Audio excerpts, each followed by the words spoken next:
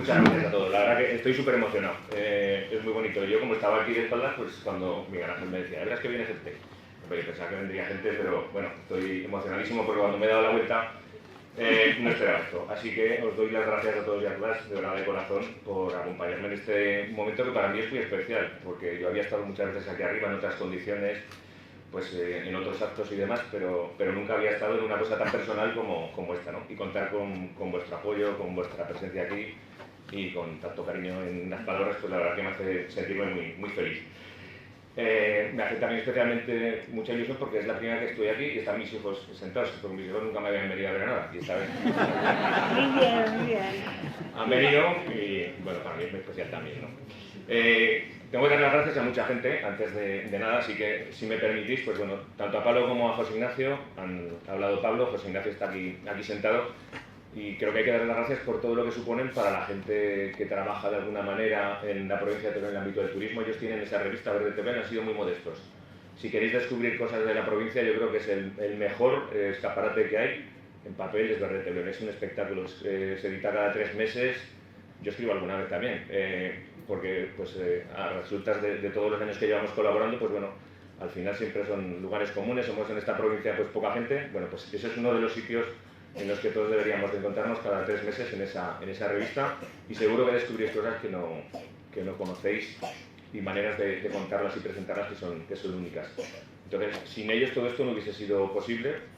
Los conozco desde hace muchos años, nos hemos ido encontrando en muchísimas cosas, y esta era la primera vez que colaborábamos en algo que no era tan profesional, no en otro ámbito, era un ámbito ya más personal, y la confianza que siempre me han dado, pues para mí, para agradecérselo por lo que suponen para mí, y sobre todo pues bueno, para la gente que, como mi amigo Víctor y otros tantos, pues reflexionan, trabajan sobre la tierra, y ellos le dan voz y lo publican, que eso es un verdadero lujo que tenemos aquí en Teruel. También, por supuesto, lo habéis dicho, a Carmen. Yo creo que Carmen es un tesoro. Yo le tenía que dar las gracias desde el primer momento por cómo siempre se porta también conmigo, pero especialmente pues bueno, en esta ocasión, y reivindicarla, ¿no? Porque cuando hablamos de un libro como este que cuenta tantas cosas, no nos percatamos de que antes no había ninguna librería, no había ninguna cosa parecida en los pueblos, ¿no? Y nosotros tenemos en Alcoriza la suerte de tener una librera que es ejemplar, que siente, que vive el mundo de los libros, de la cultura, y que cuando vas allí a su establecimiento siempre te aconseja bien, y eso es un verdadero lujo que tenemos que reivindicar y valorar en su justa medida. Así que muchas gracias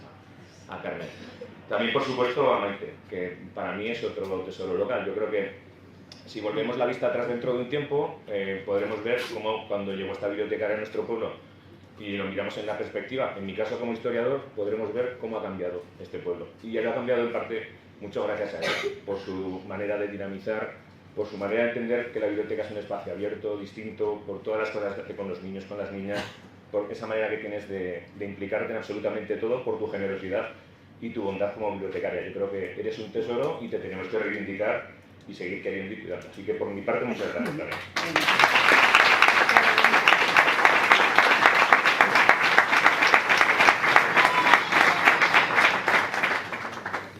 También es un tesoro masino y es compañero también de aventuras. Yo le pedí, pues bueno, con Miguel Ángel tenemos un tipo de tertulia literaria distinta. Nosotros hablamos de libros corriendo, que no lo hace todo el mundo, porque como vamos despacio, pues tenemos la capacidad de respirar y hablar. ¿Cómo despacio?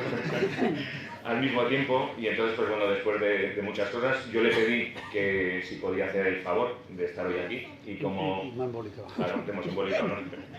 Él es un lector de referencias, alguien que también siempre tiene los libros en la cabeza. Yo creo que es otra persona a la que debemos también de reconocer y de valorar, y la complicidad que tengo con él, en esa confianza, pues bueno, yo estoy súper orgulloso de que me acompañe. De lo que hemos vivido esta semana, que ha sido una semana muy intensa. Antes de este libro hemos hecho 20 kilómetros al pantano 2 veces de tertulia para tener cosas de verdad.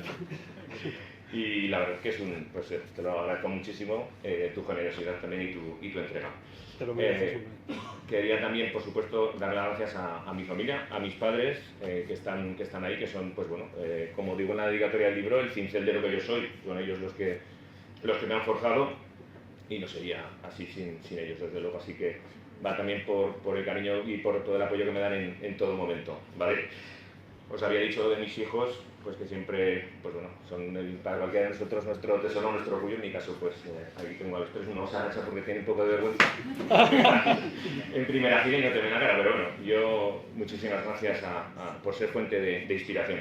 Y por supuesto y muy especialmente a Natalia, mi mujer, porque en este tiempo que hemos vivido, sobre todo en este era un proyecto que tenía que haber nacido un poquito antes, pero bueno, lo quisimos posponer porque nos hemos tenido que volcar todas nuestras energías en salir hacia adelante. Ella es un ejemplo de tesón, en todo momento de trabajo, es una madre ejemplar y como compañera y como mujer no puedo encontrar mejor fuente de inspiración ni nadie a quien querer más que lo que la quiero a ella. Entonces por eso mi dedicatoria, porque ella es mi presente, es mi futuro, lo es todo para mí, pues era para ella, así que te quiero mucho y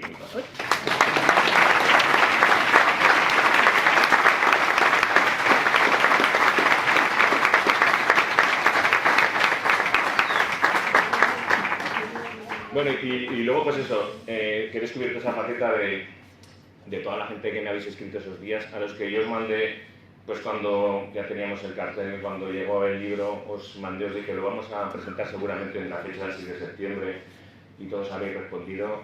Muchísimas gracias, ha sido un lujazo, sobre todo, pues eso, yo daros las gracias a todos los que estáis aquí, a quienes pues se han excusado que no podían venir, quiero excusar también a Miguel, al alcalde, que estaba en otro acto y me ha pedido pues, que no podía estar acompañándonos, y al resto de gente que por una u otra razón, pues bueno, no estoy aquí conmigo, pero lo ha estado mandándome mensajes, apoyándome, pues a esa familia que tengo fuera y demás, así que para mí es otra emoción, ¿no? Una más de las muchas que en esta semana que ha sido como pues, subir un turmalet de emociones.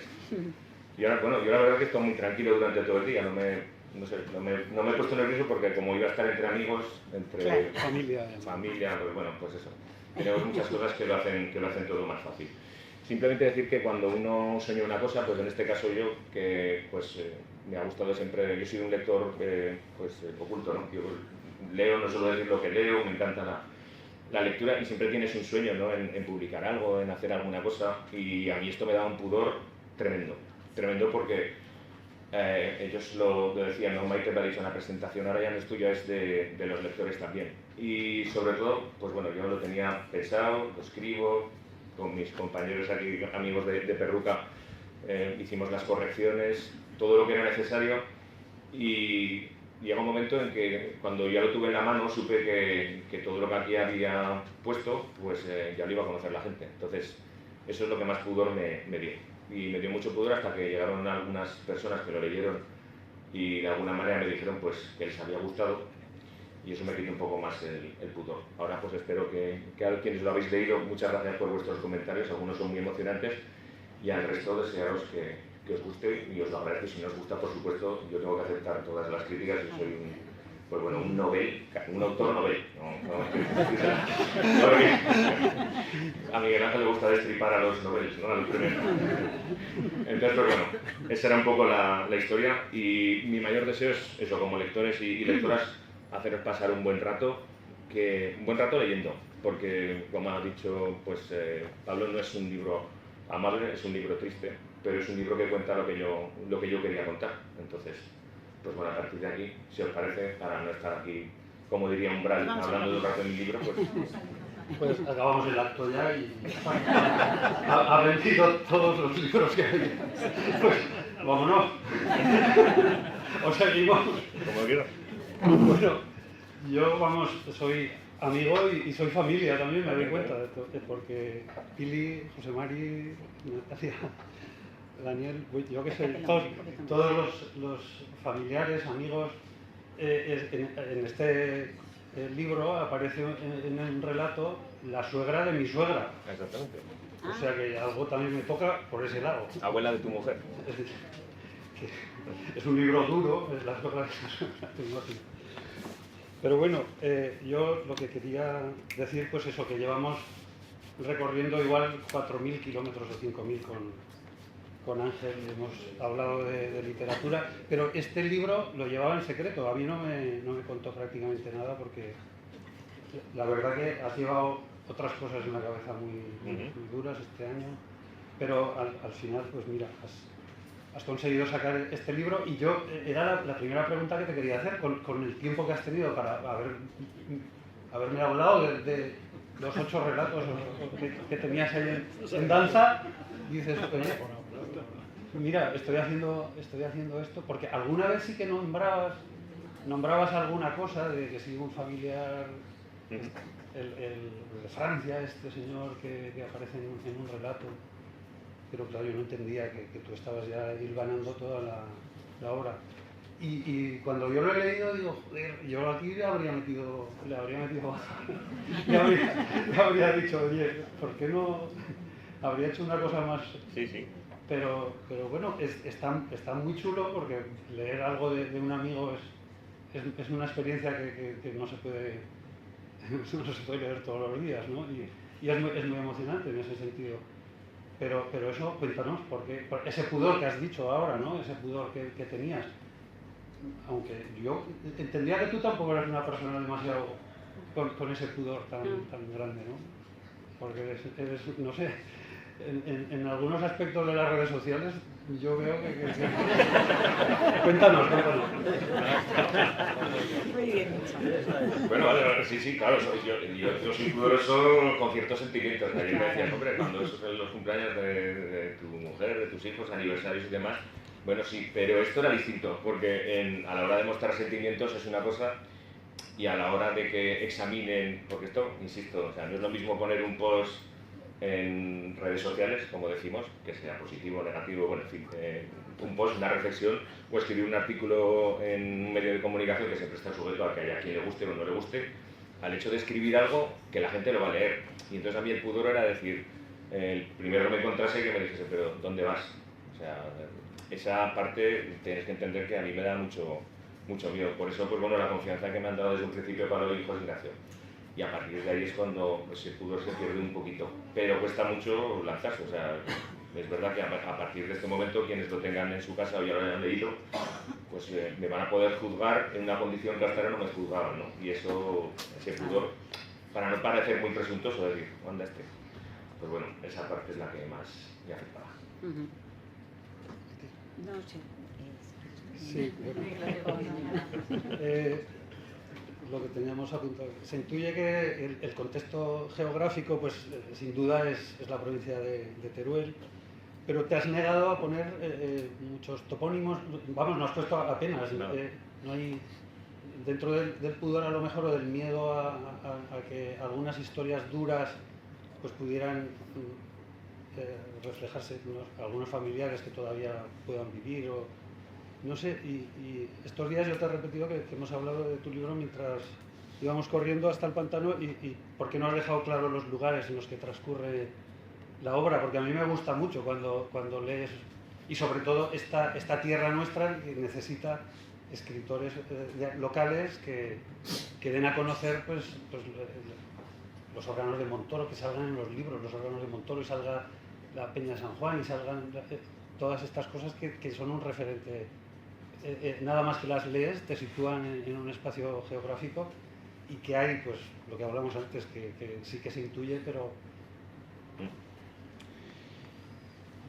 Pues por una parte que antes también hemos comentado, porque a ver, en el libro aparece Teruel, pero es toda la provincia de Teruel. Hay partes que son más reconocibles, la de Gruñán.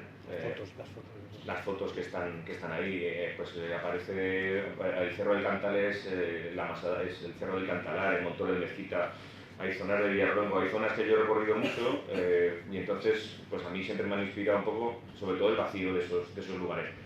Y el conocer historias que son muy duras, que son desgarradoras. Entonces el poner nombre y el poner la toponimia, el decir dónde es esto, me parecía que era,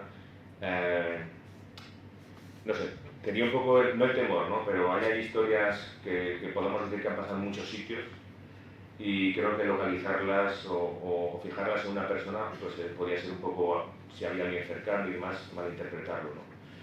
Hay una historia, la única historia que es real 100% es la de la abuela de tu mujer y de mi madre, ¿no? Mi bisabuela, que yo la conocí, y esa sí que está localizada aquí en Alcoriza, aunque no aparezca Alcoriza en ningún momento.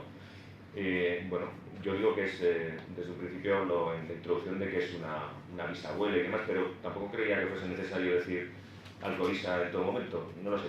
Pensamos que la idea de una propuesta como esta, dentro de los relatos que hay, han podido pasar en Teruel, en la provincia de Teruel, pero también han podido pasar en Soria o en Valencia, ¿no?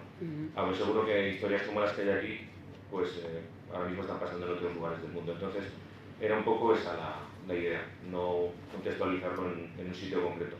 Hay una historia bastante muy triste también, pues son todas tristes, la verdad, ya, ¿sabes? Pero bueno, por eso tenemos aquí a Miguel Tatay para que le dé un toque más de humor. Pero hay una historia que tiene un nombre, esta señora se llamaba Estebanía, era una señora de Montoro, que fue a la zona de Montoro de Mezquita, que hay un escritor que es Kim Castell, en un libro sobre el maestrazgo, que fotografía Antón Castro, que ayer vimos la fotografía de esta mujer, es una fotografía que muestra una dureza en ese rostro. Bueno, pues la historia de esa mujer es una historia real, yo la he novelado, la he adaptado un poco, pero en el fondo lo que quería era contar pues bueno, todo lo que tuvo que vivir esa mujer, que en realidad, la realidad supera la ficción, o sea, porque lo ves, pero tampoco quería enseñarme un poco en el recuerdo de esa pobre mujer, que acabó sus días con alguien a quien pagaron los vecinos para que fuese a cuidarla, después de todo lo que sufrió. O sea, imaginaos un poco esa solidaridad. Bueno, pues era un poco lo que a mí me daba algo de temor, el dar nombres, el dar... Hay otro, pues bueno, también, yo te digo, está todo muy contextualizado. La olla Serval está ahí presente, está pues lo que digo, Cerro de Cantaraz, La Druñán, Villarluengo, Alcoriza, están las Masadas de la Vega. Son muchas cosas que para mí, yo las tengo perfectamente identificadas, pero me costaba ponerlas.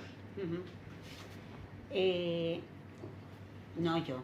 Bueno, pues a mí me gustaría que comentases un poco sobre la estructura, cómo te planteaste el orden y por qué los relatos así, porque para mí personalmente, que ya he tenido la suerte de, bueno, pues de descubrirlo, es una novela de personajes, de grandes personajes, pero sí que es verdad que vas viendo que la novela evoluciona en el tiempo, es decir, que los relatos van ocurriendo temporalmente, empezamos cronológicamente desde un tiempo pasado y van llegando hacia el presente. ¿Cómo pensaste cómo hacerlo o fueron surgiendo?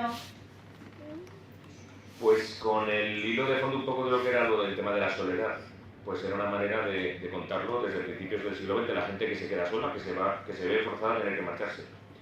Y cómo ha ido evolucionando, ¿no?, dentro de nuestros pueblos. Quienes se tuvieron que ir, quienes se vieron condenados a quedarse, que es un poco la manera de contarlo, no tuvieron otro remedio, entonces pues lo hemos ido contextualizando, ¿no? Pues el primer relato está pues, a principios del siglo XX, cuando la gente empieza a marcharse hacia las ciudades, que no le queda otro remedio que emigrar, y lo abandonan todo. Pensar en la cultura que tenían nuestros abuelos, precisamente, del amor a su tierra, del amor a la tierra que labraban, a la tierra que trabajaban, del amor a eso que tanto les costó conseguir, porque la tierra era el bien más preciado. ¿Hasta qué punto alguien tiene que verse forzado a abandonarlo, ¿no? Tiene que dejarlo todo. O sea, y sobre todo era pues, cuando hemos ido caminando por algunos lugares, se lo decía antes a Sabino, pues cuando preparábamos uno de los maratones que preparamos del Maestra y había una zona que era entre dos torres de Mercader y La Druña, y cuando estabas arriba en el cerro te encontrabas dos masillas allí abandonadas y pensabas, ¿quién pudo vivir aquí? Y esa gente que vivió allí y que abancaló todo ese terreno para labrar, para arañar, no sabemos muy bien si podrían arañar media cosecha o qué podrían sacar allí, se tuvieron que marchar, o sea, consiguieron en toda su vida, consiguieron tener su única proyecto y era ese y se fueron, ¿no? Entonces era un poco contarlo así y a partir de ahí ver cómo ha ido evolucionando pues un poco la vida de la gente en los pueblos, pues eso, aferrados a lo que querían, a su casa, a su tierra, y luego para volver un poco, pues en el último de los relatos, alguien que se queda tan solo, que se queda siendo el último, no es pues bueno, se queda siendo el último morador, tiene miedo y se tiene que marchar. Se tiene que marchar a pesar de no querer marcharse, ¿no? Pues es un poco esa metáfora que le da la vuelta desde principios del siglo XX hasta nuestros días. Vale, pues quería hablar un poco sobre los libros que te habían inspirado, ¿no? Porque eso sí que me lo habías comentado, que pues eso, teníais en la mesilla pues, La lluvia amarilla de Llamazares o El fragor del agua de José Jiménez Corbatón, libros que van más o menos igual que el que has escrito tú, sobre la soledad, sobre los pueblos abandonados, sobre Aragón luego estaba Camí de Sirga, por ejemplo, que eso es Mequinenza, de Jesús Moncada, que son libros preciosos, vamos, es que tener esos libros los tienes que leer. Sí. El de Ángel y luego todos estos apuntároslos y tenéis que Puerca Tierra, que esto yo no lo conocía, y este también lo tenéis. Y El Camino de Delibes, que hemos leído casi todos. Pues ya las has dicho tú, para que me lo preguntas a mí. No, pero que son muy evocadores, ¿no? Pero que luego, aparte, en el proceso de creación, también hablábamos sobre la gente que habías tenido a tu alrededor al principio estudiando con Eloy Fernández Clemente, Julián Casanovas. Es que dicen, madre mía, tú has tenido mucha suerte. Y no sé si era una pregunta, pero que me da mucha envidia todo el entorno que has tenido estudiando y luego todo. A ver, ¿qué opinas tú? Bueno, yo la verdad que sí que tuve mucha suerte de conocer a esa gente y haber mantenido mucho contacto con ellos. Igual que conocí bastante a la cuarteta en su faceta política, pero en su faceta personal a través de Eloy también durante mucho tiempo. Y entonces esto a mí me lo despierta, me encargaron una exposición para el Rote de Estudios Aragoneses y el Centro de Estudios de Despoblación y Desarrollo de Áreas Rurales, el CEDRAC, que dirigen Luis Antonio Sáez y Vicente Pinilla, que aquí han estado, eran profesores míos, y entonces me encargaron un trabajo, y ese trabajo me dijeron, pues bueno, vas a hacerlo, te va a guiar un poco Eloy Fernández Clemente, y para mí pues fue deslumbrante, claro, conocer a Eloy cuando yo estaba estudiando, y entonces Eloy, cuando planteamos la exposición, me dijo que para entender la despoblación teníamos que entender y hacer entender a la gente que había literatura que le había contado, cine que le había contado, incluso la música que le había contado, la música de la Borreta, la Albada, o la ha cantado en la Ronda de Montaña, cantautores, en fin, que eso ha estado ahí presente. Y entonces me dijo, coge estos libros y te los lees. Y como bien has dicho, pues La lluvia amarilla de Llamazares, El fragor del agua de Jiménez Corbató, Camí de Sirga de Jesús Moncada. Pues bueno, El fragor del agua está localizado aquí en el Maestrazgo. Habla del Crespol, no es el Crespol real, pero es un Crespol imaginario, es un libro de relatos que se asemeja mucho a este, sin pretenderlo, pero bueno, por mi parte sin pretender asemejarlo. No, pero son 8 capítulos, ¿no? Y sí, también son relatos así cortos. Van creciendo en el siglo XX también. Pues para mí una gran inspiración. Entonces, estaba ese libro, La lluvia amarilla, yo creo que es el libro que más veces me he leído, de Llamazares, o sea, me encanta. Entonces lo he leído tantas veces que casi me lo sé. Me lo releo muy habitualmente. Tú decías que regalabas El fragor del agua, yo regalo la lluvia amarilla. Y El Camí de Sirga de Moncada también es un libro que cuenta toda la parte de Mequinenza en catalán, pero él lo ha leído en catalán, a mí me costaría más, yo no leí. Es que yo conozco mucho el chapurreal. Claro. Y luego había otro libro que se llamaba Puerca Tierra, que tú no lo conocías, de John Berger, que es un escritor inglés, que también es un libro precioso. Entonces, a partir de eso, y luego pues era Delibes, El Camino, y todo esto ya pues te sienta un poco. Entonces, pues bueno, cada uno va eligiendo un poco ese tipo de lecturas, música, el cine, un poco lo que refleja esta realidad, que luego pues te sirve para inspirarte y plasmarlo aquí.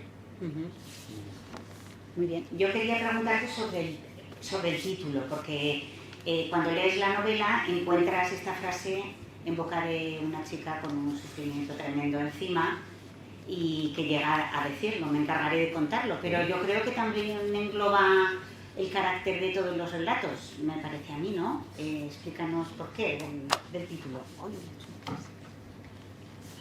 Pues porque yo imagino que como muchos de vosotros y de vosotras, pues no, yo he disfrutado muchísimo de mis abuelos y mis abuelas contando historias.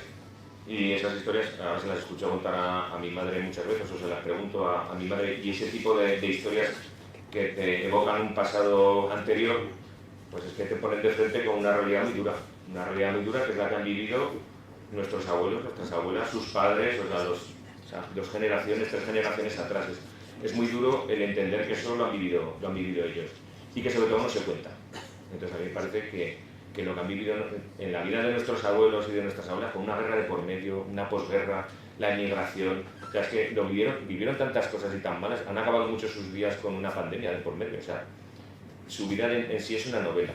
Entonces, el contarlo, todo lo que pasaron, todo lo que durante mucho tiempo no han querido contar. Ellos convivieron con el hambre cuando nosotros no hemos convivido con el hambre. convivieron con los abusos de los caciques locales en muchos sitios, cuando nosotros esa parte no la hemos vivido, con el aislamiento y sobre todo con la soledad. Entonces, esa parte de quienes pasaban su vida en una masía, porque nosotros ahora mismo, yo recuerdo que hicimos una exposición de masadas y en el colegio, en este caso fue en la Mata de los Olmos, cuando fuimos allí con la exposición, yo les decía a los chavales, ahora imaginaros que vais a vivir en una masía, ¿qué haríais por la tarde? Ah, pues jugar al móvil, claro. Pero, no hay luz, ¿no? ¿Cómo es? No hay cobertura, no hay nada. Entonces, a partir de ahí, tú imaginas una vida que se acababa a las 5 de la tarde en invierno, pero claro, nosotros ahora tenemos, que allí se iluminaban con candiles de carburo, con el fuego, o sea, se ponían ahí, se contaban historias y luego tenían que sufrir mucho.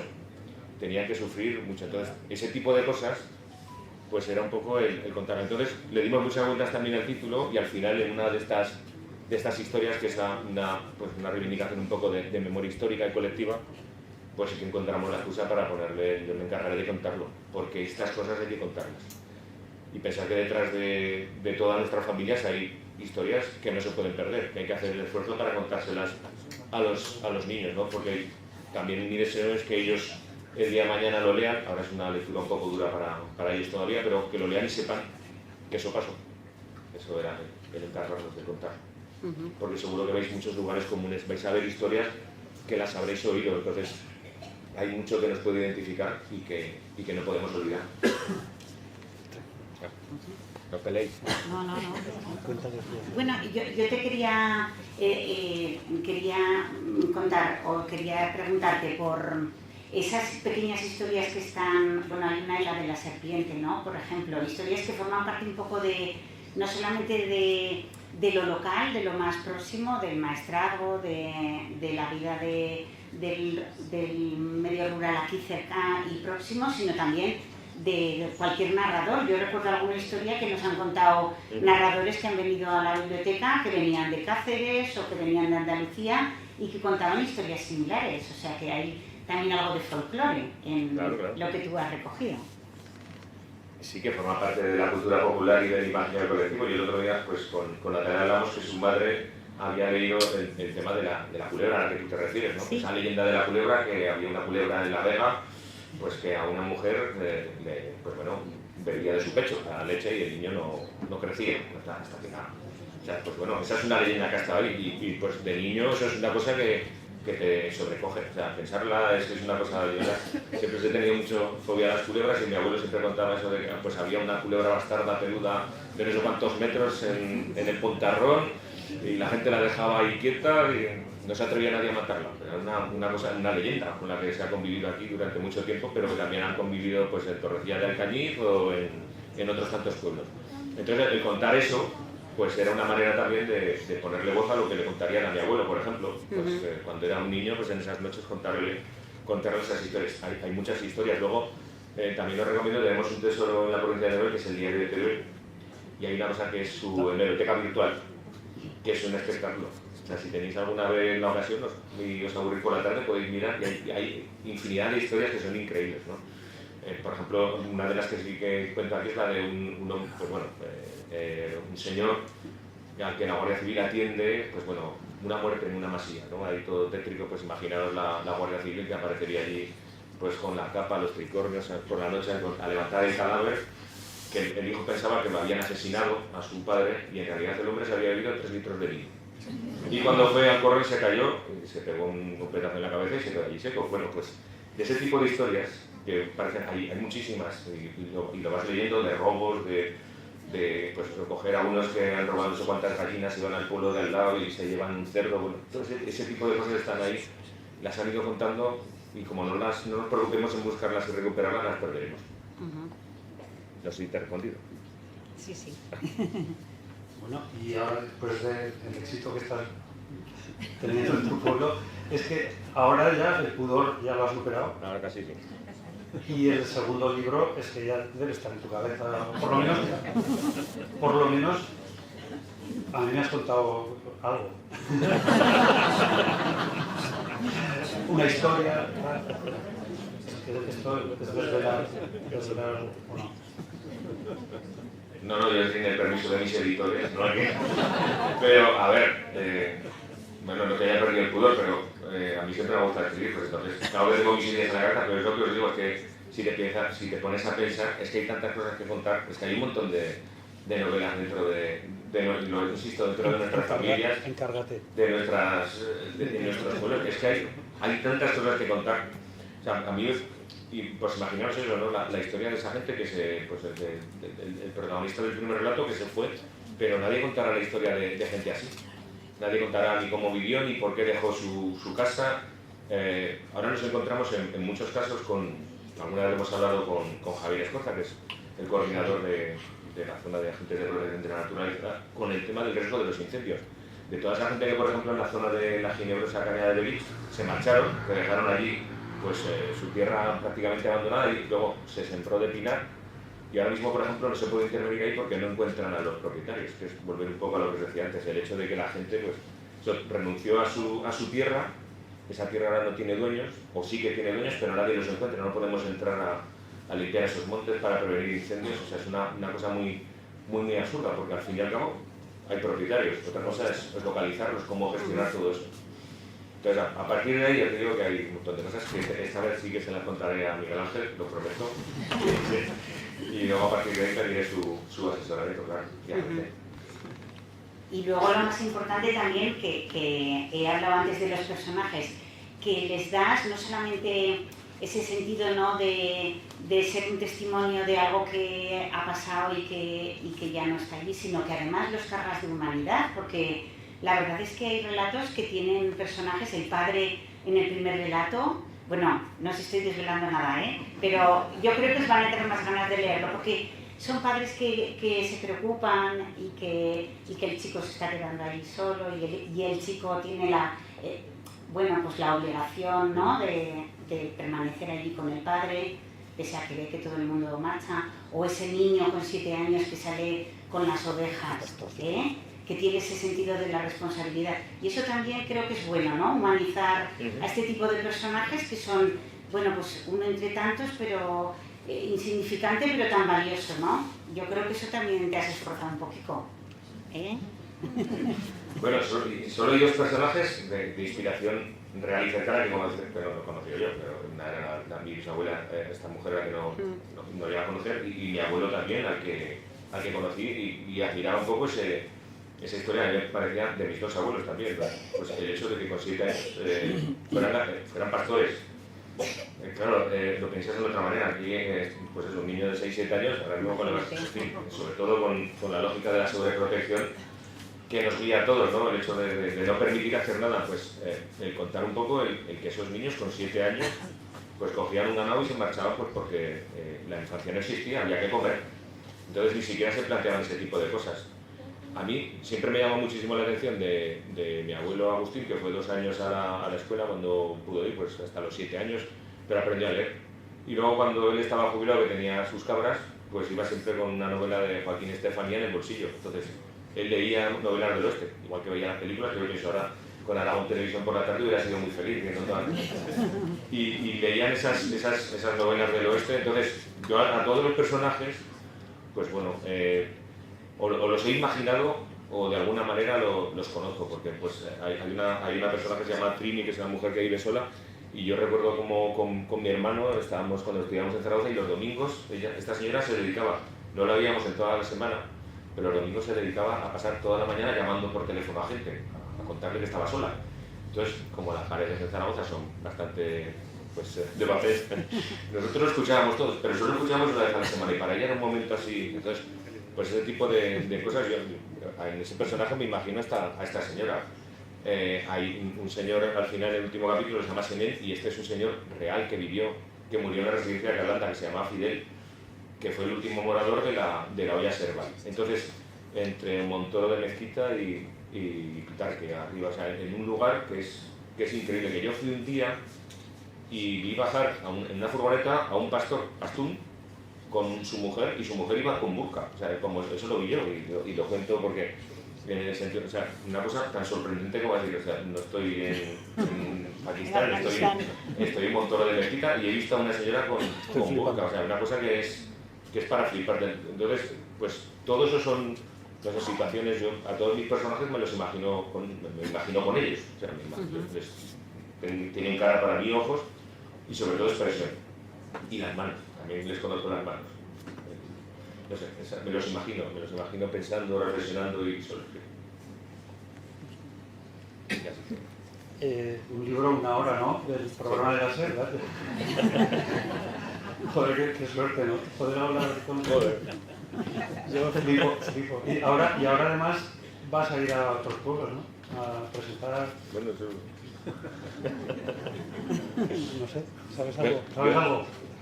Yo no sé nada, yo la verdad es que, o sea, pensar un momento para mí que yo esta mañana pues estaba trabajando tranquilamente y, o sea, haciendo las cosas que hago todos los días, y ahora de repente me veo aquí hablando, pues eso, de mi libro, es que es una... Como un brand, como... Sí. No, pero de verdad que es una sensación única, porque yo no pensaba que esto lo iba a vivir nunca. Y recuerdo que lo vi con una chica de La Mata de los Olmos que lo leyó y estuve una hora y media hablando con ella, y entonces me resulta tan emocionante como hablar con vosotros y con todos y con todas. Yo en eso estoy abierto, por supuesto, a que lo destripéis y, vamos, para mí pues es una emoción increíble el saber que esto puede estar en vuestras casas.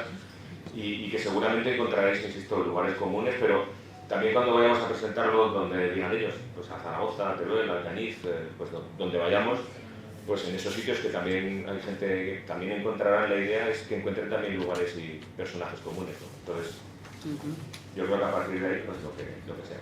Y no puedo meterme en el segundo hasta que no acabe la promoción.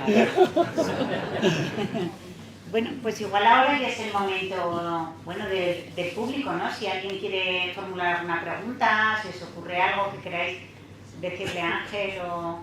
¿no? ¿Sí? Ángel.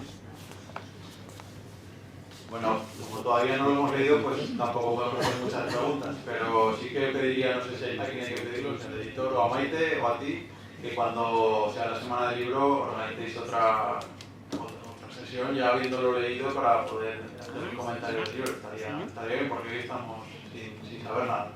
Bueno, una presentación es así. Muy bien. Sí, Lo otro es una tertulia. Claro. Luego tienes que apuntar a la tertulia. Te tienes que apuntar a las tertulias, ¿eh? Bueno, pues sí, claro que sí, la biblioteca está abierta para todo el mundo y estaría muy bien, claro que sí. A ver, ¿hay preguntas? Sí, te pasamos el micrófono. Mira. Mira. Luego tú no sé, que está Yago, que quiere preguntar. ¿Hay algún personaje que se parezca a mí? El pastor rico. Venga, no. Espera que le conteste. ¿Qué le va a contestar? Qué bueno. Se ha traído la libreta. Hombre, solo hay un niño, pero seguro que tiene algo de mí. Se ha traído la libreta. Seguro. De la osadía y todo eso, seguro que tiene algo de mí. Qué mágico es este. Sí. Monse. Hola a todos y Ángel. Yo te felicito primero por la valentía que has tenido para tratar un tema tan amplio y tan complejo como es el de la soledad en el medio rural. Y la soledad, bueno, es un tema universal, no cabe duda. Huesca tiene su libro, como habéis dicho muy bien, La lluvia amarilla, libro que yo también lo he leído muchísimas veces porque tiene muchísimas lecturas. Luego está el Camí de Sierra, pues bueno, vamos a ver aquí si abrimos un camino ya para tener un libro desde la literatura, pero va más allá el tema de la soledad. Yo creo que somos los últimos testigos de la cultura popular. Y lo digo con cierta nostalgia, pero también los tiempos son así, no cabe duda, evolucionan. Entonces, ¿qué pasa? Pues que nuestros jóvenes ya desconocen cuáles eran el mapa mental de las gentes que vivieron hace 50 años. Entonces, a mí me parece que con este libro se puede abrir también un abanico de posibilidades para que a lo mejor hay un proyecto cultural en la provincia de Teruel, para desde todos los ámbitos de la literatura, de la música y demás, vayamos recopilando cuál es el legado de nuestros mayores, ese legado inmaterial, porque la gente, claro, de los monumentos, de todo, pero hay un legado inmaterial que se está destruyendo muchísimo. Entonces, yo animo, yo ya soy muy vieja, pero animo a la gente joven como tú, que haya gente que abra esta puerta para hacer el mapa mental y afectivo de la provincia de Teruel, que mucho se cifra en el pasado, porque el presente, la globalización, ya introduce unos elementos que se desvirtúa todo lo que ha sido la cultura popular. Muy bien, Monse. Muy bien, muy bien.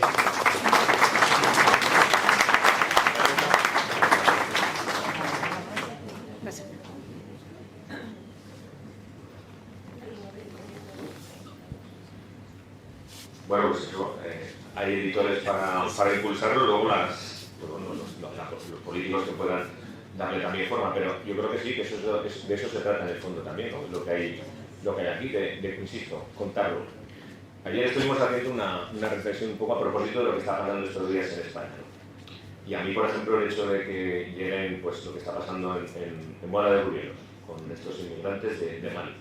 O sea, imaginar el desgarro que queda en esa gente que tiene que dejar su tierra, como los que aparecen en este libro que dejaron la suya.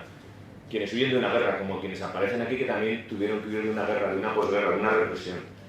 Pensar un poco en todas las historias que hay detrás. En esas, hay una cosa que por ejemplo, que también comentamos ayer, que ahí aparece el papel de las madres, ¿no? O sea, el sacrificio que hicieron nuestras abuelas. Cuando hablamos ahora del tema de lo que es el feminismo, entenderlo de la manera, en la perspectiva en la que ellas lo vivieron, mujeres cuyos maridos murieron y que inmediatamente después tenían que apañar un matrimonio con otro hombre, les gustase o no, para garantizar la supervivencia de sus hijos y juntarse con más hijos. Lo que tenía que ser para esa mujer, que no tenía ningún afecto por el otro, meterse en la cama con él. O sea, pensar en ese tipo de cosas, ¿no? Que eso está ahí y que no se cuenta. Y pensar también, empatizar un poco con esas personas que huyen precisamente de situaciones como las que se vivieron aquí hace 100 años, el tener un poco de empatía hacia ellos y hacia ellas. Yo creo que, pues eso, nadie deja su tierra si no te ves forzado a dejarla por las circunstancias, porque yo soy muy feliz aquí, no me imaginaría teniendo que vivir de mi pueblo para ir a ningún otro lugar, y sobre todo sentir la incomprensión y la soledad de quien no te quiere y de no tener a nadie, de culturas, de todo distinto.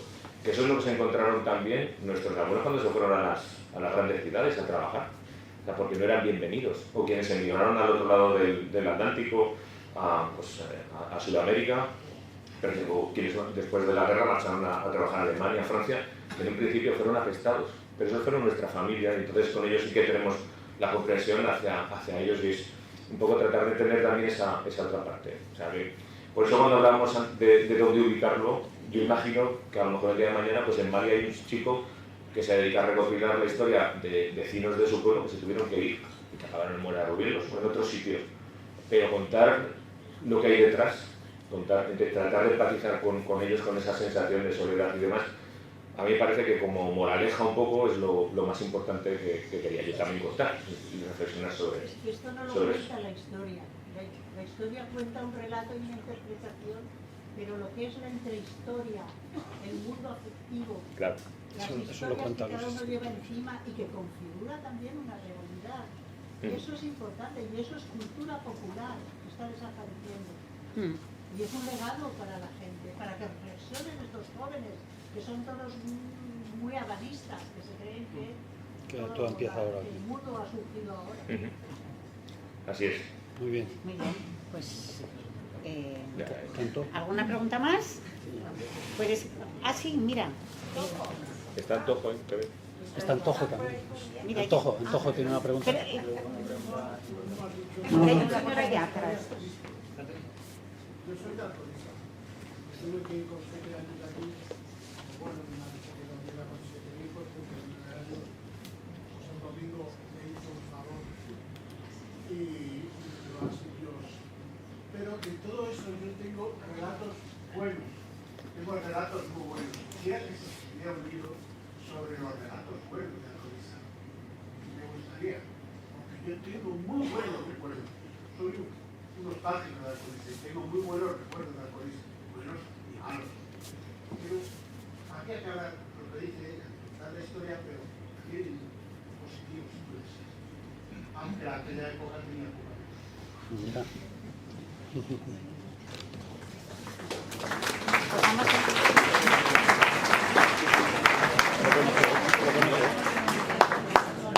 Creo que El Cojo tiene una buena pregunta. Sí. Hola, buenas tardes. A ver, un poco al hilo de lo que has comentado ahora del tema de inmigración. Bueno, yo también soy un inmigrante. Mi familia decide, por ejemplo, de Zamora, acabó en Aragón, en Zaragoza, y, bueno, perdón, en Huesca, luego en Zaragoza, y al final yo acabo en Mar de las Matas. Quiero decir que tampoco hay que irnos a Mali ni hay que irnos muy lejos para ver que en el fondo todos somos emigrantes y todos somos inmigrantes. Entonces, un poco al hilo de lo que tú conoces, de los libros que has leído, un poco, ¿tú crees que los patrones de la inmigración tienen cosas en común? Es decir, son los mismos, por ejemplo, en el Pirineo de Huesca, en la zona del Bajo Aragón, en la zona de Teruel, puede ser en Soria, en Zamora, todos digamos que la inmigración ha tenido el mismo patrón para irse de su pueblo, de su zona de nacimiento y demás.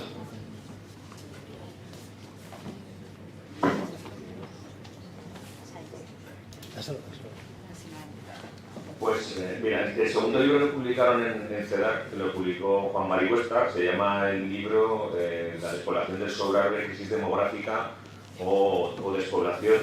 Bueno, lo que viene a contar es cómo hay una despoblación forzosa.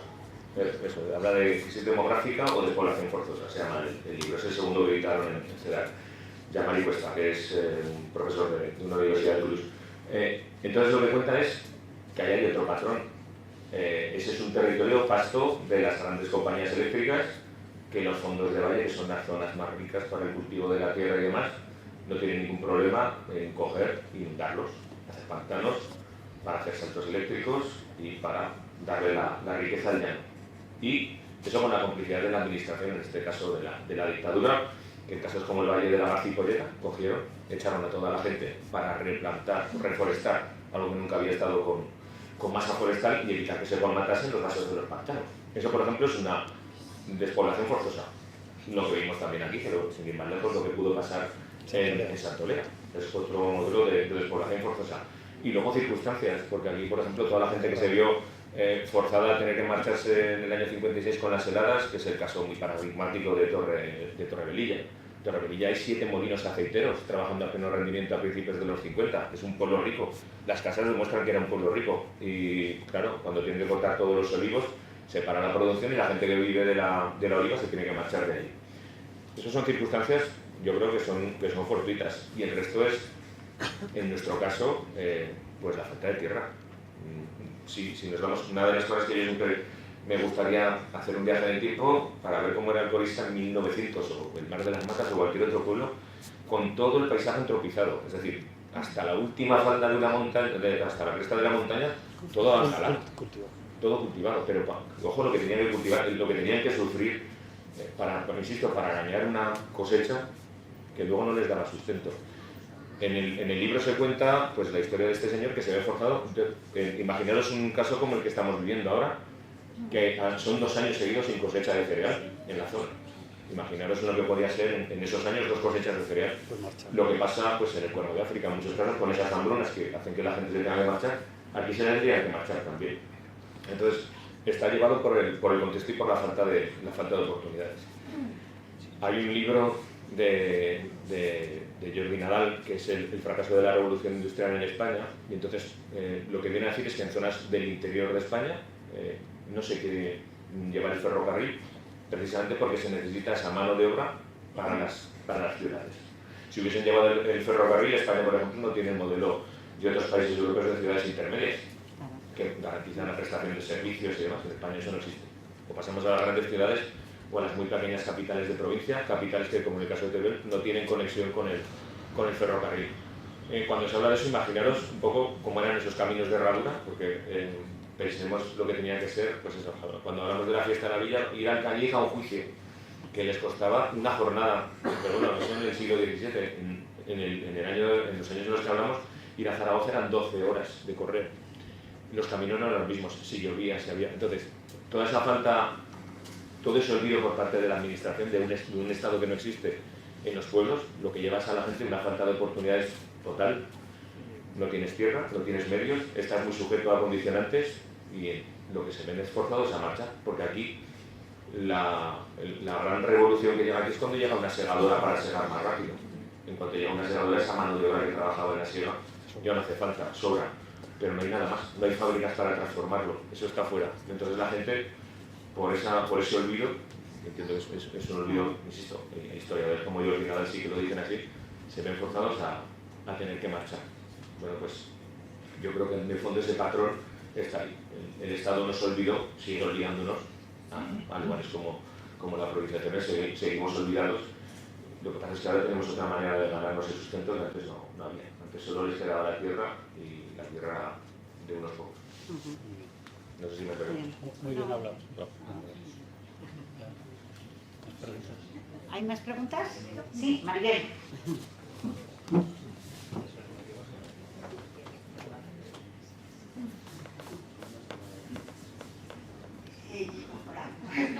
Yo solamente dar las gracias porque me leí el libro y... Mi primera lectora. Qué bueno. Fue muy emocionante porque me hiciste recordar a mis padres, porque ellos me contaban historias que tú has contado en tu libro. Entonces, pues fue muy emocionante, muy tristes, pero muy emocionantes, y las leí de una manera muy especial. Que bueno, aparte de conocerte a ti, pues me hiciste pensar en muchas cosas que yo tenía detrás con mis padres. Así que darte las gracias y de verdad. Oye, joder, qué bien. Vale.